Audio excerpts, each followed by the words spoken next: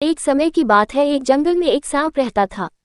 सांप जंगल के छोटे मोटे जानवरों जैसे चूहा, मेढक, छिपकली, गिलहरी, पक्षियों के अंडों को खाकर बहुत बड़ा और मोटा हो गया था। सांप के विशाल आकार के कारण जंगल के बड़े बड़े जानवर भी उसके पास आने से डरते थे।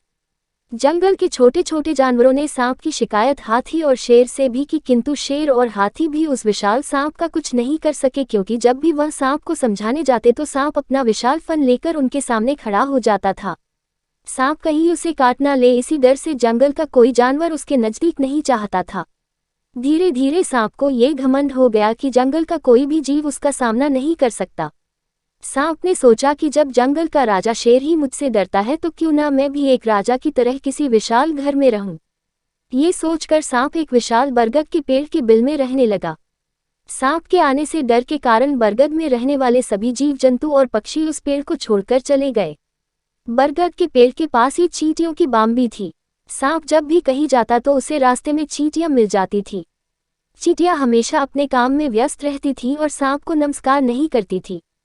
चींटियों का ये व्यवहार सांप को पसंद नहीं आया। एक दिन वह चींटियों की रानी से बोला, तुम अपनी सेना को समझा देना कि मैं जब भी यहाँ से गुजरता हूँ तो मुझे सर झुकाकर नमस्कार करे, नहीं तो मैं सभी को मार दूंगा। सांप की बात चींटियों की रानी को बिल्कुल भी पसंद नहीं आई और उसने सांप की बात मानने से इनकार कर दिया।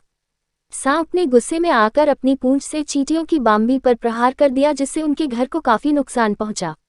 सांप के इस व्यवहार से सभी चींटियां बहुत अधिक क्रोधित हो गई और उन्होंने एक साथ मिलकर सांप पर हमला कर दिया। चींटियों के काटने से सांप की बहुत बुरी हालत हो गई। धीरे धीरे चींटियों की संख्या बढ़ती जा रही थी और सांप अपने आप को असहाय महसूस करने लगा। आखिरकार चींटियों के हमले से सांप की मौत हो गई और जंगल के जानवरों को उस खतरनाक सांप से मुक्ति मिल गई। शिक्षा। इस कहानी से हमें शिक्षा मिलती है कि कभी भी किसी भी जीव को छोटा समझकर उस पर अत्याचार नहीं करना चाहिए। एकता में बहुत शक्ति होती है।